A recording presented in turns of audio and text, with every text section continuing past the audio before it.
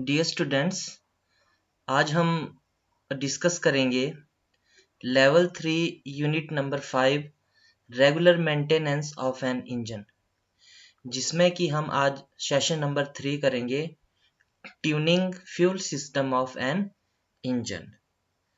तो जो हमारा यूनिट है regular maintenance of an engine कि हमने जो वाहन का इंजन है उसका जो रख रखाव है वो हमने नियमित रूप से किस तरीके से रखना है, उसके अंतर्गत हम आज पढ़ेंगे tuning fuel system of an engine.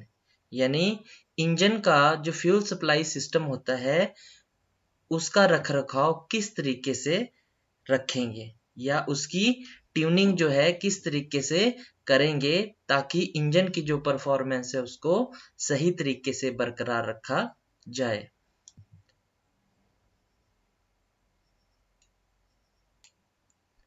Next है हमारा सेशन ऑब्जेक्टिव, यानी हम इस सेशन में जो है किन किन चीजों के बारे में जानेंगे। तो सबसे पहले जो है हम इस सेशन में वाहन के इंजन की ट्यूनिंग किस तरीके से करनी है या ट्यूनिंग क्या होती है उस प्रोसेस को हम सबसे पहले जानेंगे, और इसके बाद हम जानेंगे कि व्हीकल के कौन कौन से सिस्टम्स को जो है ट्यूनिंग की जरूरत होती है। इसके पश्चात हम जानेंगे tuning of fuel system of vehicle, जो वाहन में जो फ्यूल सप्लाई सिस्टम लगा होता है उसकी ट्यूनिंग किस तरीके से करनी है।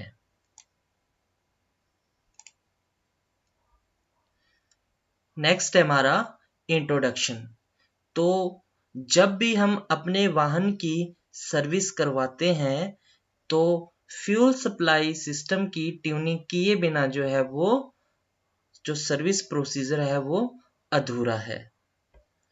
वाहन के फ्यूल सिस्टम का रख रखाव रखना बहुत जरूरी है ताकि जो वाहन का जो इंजन है वह सही परफॉर्मेंस देता रहे। यदि हमारा व्हीकल जो है वो ज्यादा फ्यूल की खपत करने लगता है तो हमें समझ जाना चाहिए कि वाहन को जो है वो जो फ्यूल सिस्टम को जो है ट्यूनिंग की जरूरत है, या इंजन की परफॉर्मेंस जो है वो कम हो रही है तो वाहन के फ्यूल सिस्टम को ट्यूनिंग की जरूरत है। यदि इंजन स्मूथली वर्क नहीं कर रहा है या हमें किसी ब्रेक डाउन से बचना है या हमारा वाहन कहीं रास्ते में खराब ना हो जाए या कोई दिक्कत हमारे वाहन में ना आ जाए तो जो है वो फ्यूल सिस्टम की ट्यूनिंग करवाना बहुत ही जरूरी है। जैसा कि चित्र में आप देख पा रहे हैं, जो वाहन का एक फ्यूल सप्लाई सिस्टम होता है उसके विभिन्न जो भाग हैं वो इस चित्र के माध्यम से आपको दिखाए गए हैं। सबसे पहले है हमारा फ्यूल टैंक। तो आप सभी जानते हैं कि फ्यूल टैंक वह हिस्सा होता है जिसके अंदर जो है फ्यूल को स्टोर किया जाता है। इसके बाद फ्यूल टैंक से फ्लेक्सिबल फ्यूल लाइंस लगी होती हैं जो कि उस फ्यूल को इंजन के कंबस्शन चैम्बर तक लेके आते हैं। फ्यूल को फ्यूल टैंक में से एक फ्यूल पंप की सहायता से खींचा जाता है ताकि सही प्रेशर के साथ जो है फ्यूल को कंबस्शन चैम्बर तक पहुंचाया जा सके। बीच में एक फ्यूल फिल्टर लगा होता है जो कि फ्यूल की अशुद्धियों को अपने बीच रख लेता है और फ्यूल को फिल्टर करके जो है वो इंजन के कंबस्शन चैम्बर में भेज देता है। इसके बाद जो है वो फ्यूल एयर कंट्रोल वाल्व लगा हुआ है और फ्यूल मैनिफोल्ड वाल्व है और फ्यूल डिस्चार्ज नोजल्स हैं।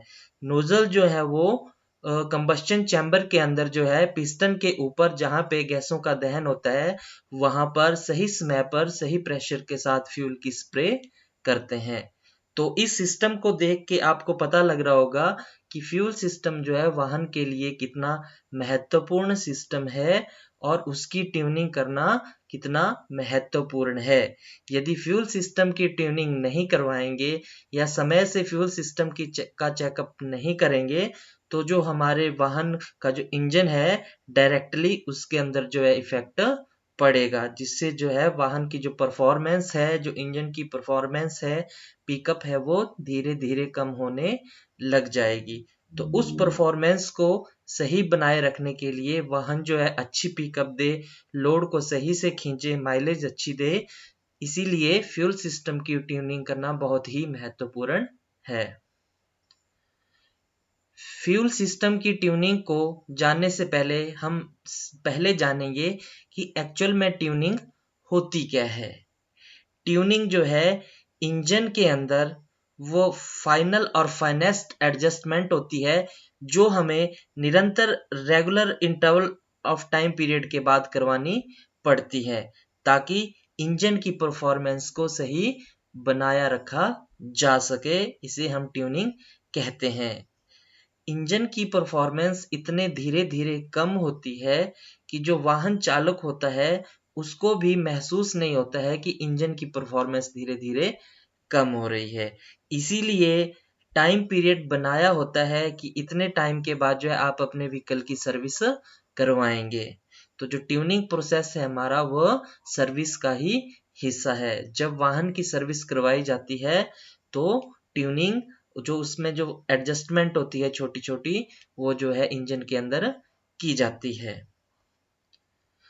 जब वाहन खरीदा जाता है तो जो उसका जो नया इंजन होता है वो हमें अच्छी परफॉर्मेंस और बेटर माइलेज देता है, चाहे वाहन में लोड कम है या ज्यादा है। पर जैसे जैसे समय बीतता जाता है, इंजन के अंदर वर्किंग होती है, वाइब्रेशंस होती हैं, इंजन में लोड्स पड़ते हैं, तो जो इंजन के कंपोनेंट होते हैं वो धीरे धीरे घिसना स्टार्ट हो जाते हैं।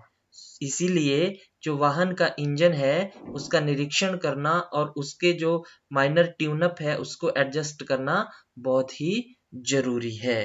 अब हम जानेंगे कि इंजन के कौन कौन से सिस्टम्स में जो है ट्यूनिंग की जरूरत होती है।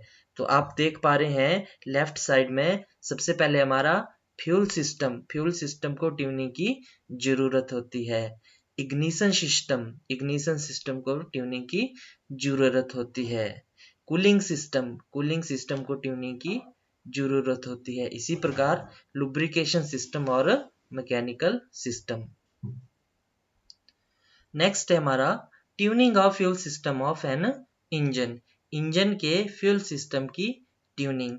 तो ट्यूनिंग के बारे में आप जो है पहले मैंने आपको बताया कि इंजन के अंदर वो फाइनल और फाइनेस्ट एडजस्टमेंट होती है, जो कि किसी निश्चित समय के बाद जो है हमें करवानी पड़ती है। तो उसी का एक भाग है tuning of fuel system of an engine, यानी किसी इंजन या वाहन के फ्यूल सिस्टम की ट्यूनिंग करवाना। जैसे हम नया व्हीकल खरीदते हैं तो उसकी परफॉर्मेंस अच्छी होती है, माइलेज भी अच्छी होती है और जो आवाज भी जो है वो अच्छी होती है। जैसे जैसे इंजन जो है यूज होता जाता है तो उसके जो इंजन की जो आवाज होती है उसमें भी धीरे धीरे बदलाव होता रहता है। तो इसलिए इंजन की ओरिजिनलिटी बनाए रखने के लिए, उसको सही से मेंटेन रखने के लिए जो है फ्यूल सिस्टम की ट्यूनिंग करना बहुत जरूरी है। यदि फ्यूल की कम सप्लाई हो रही है इंजन के अंदर तो इंजन की जो परफॉर्मेंस है वो धीरे धीरे चेंज होने लगेगी और जो नॉइस है वो भी इंजन धीरे धीरे ज्यादा करना शुरू कर देगा। तो इसलिए किसी भी वाहन के फ्यूल सिस्टम की ट्यूनिंग करना बहुत ही महत्वपूर्ण है।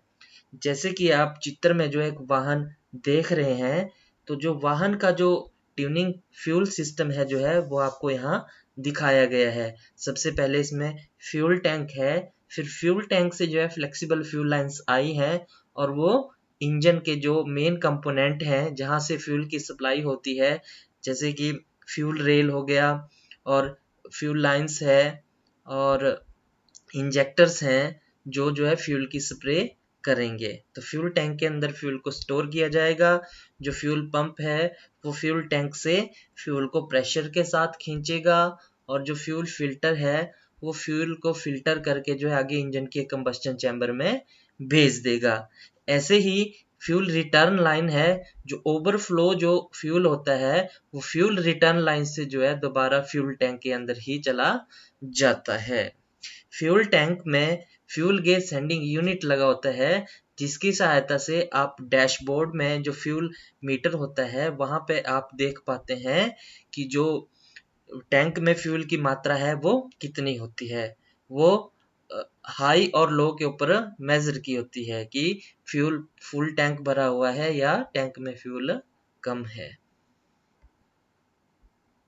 नेक्स्ट है हमारा स्टेप्स फॉर फ्यूल ट्यूनिंग, यानी फ्यूल सिस्टम की ट्यूनिंग करते समय हम किस किस प्रोसीजर से जो है काम करेंगे। तो सबसे पहले हमारा clean the air cleaner and fuel filter, जिसका अर्थ है एयर क्लीनर और फ्यूल फिल्टर को अच्छे तरीके से साफ करें। रिमूव द टैंक कैप, जो टैंक का जो कैप होता है उसको निकाल देना है।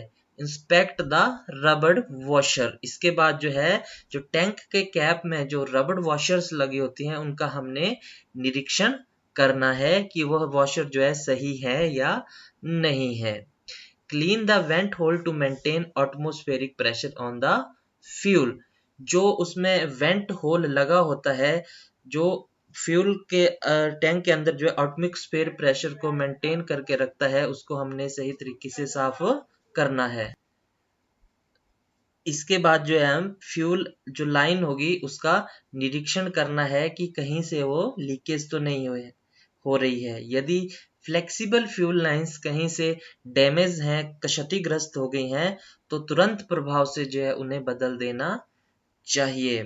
Inspect the suction vacuum of fuel pump, जो फ्यूल पंप है उसका जो वैक्यूम जो सक कर रहा है उसको हमने निरीक्षण करना है कि वह सही तरीके से काम कर रहा है या नहीं कर रहा है। Check the fuel pump pressure, जो फ्यूल पंप का प्रेशर है उसको हमने चेक करना है कि फ्यूल पंप सही काम कर रहा है या नहीं कर रहा है।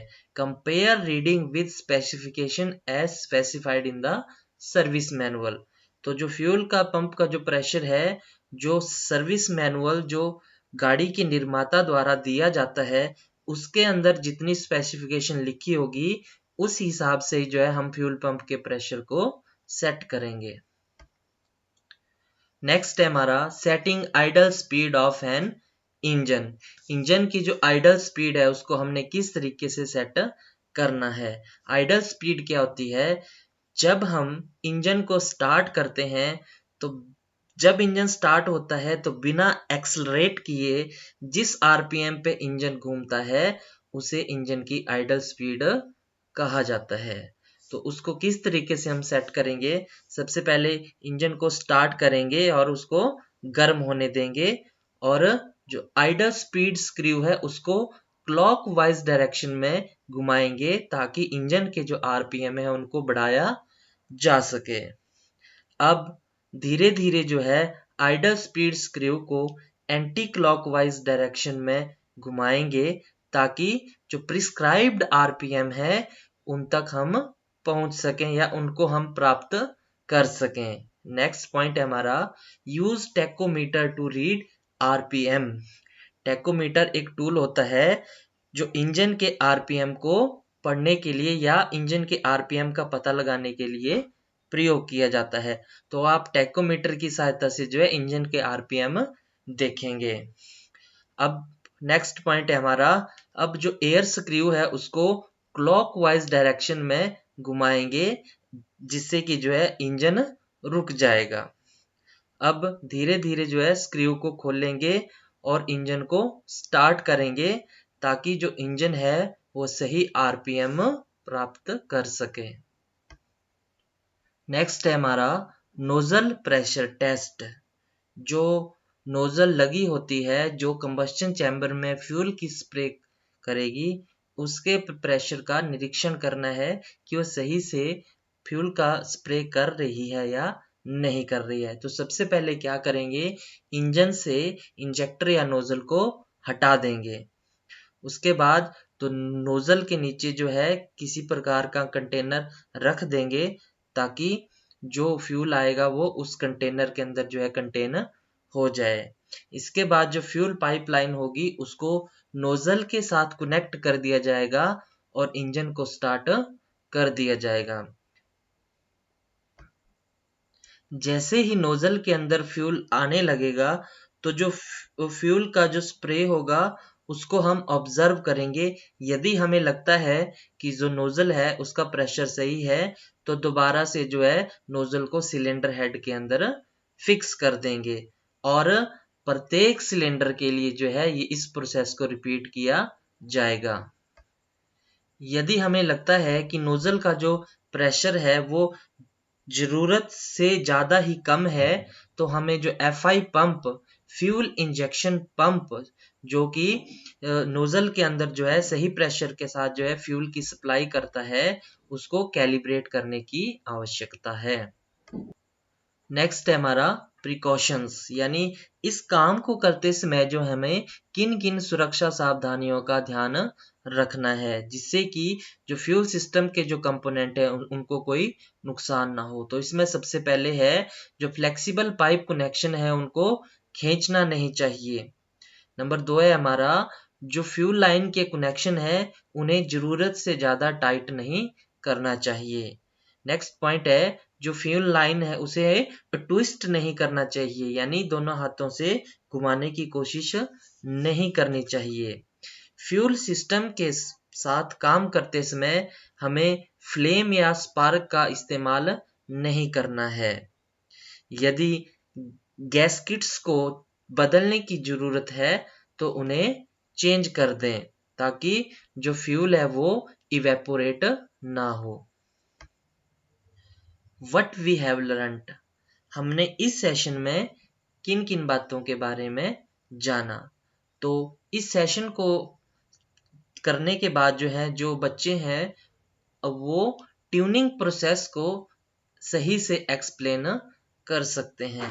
वो फ्यूल सप्लाई सिस्टम के विभिन्न भागों को जो है वो पहचान सकते हैं कि ये विभिन्न कंपोनेंट जो है ये फ्यूल सप्लाई सिस्टम के कंपोनेंट हैं और किसी भी व्हीकल के फ्यूल सिस्टम को किस तरीके से ट्यून अप करना है।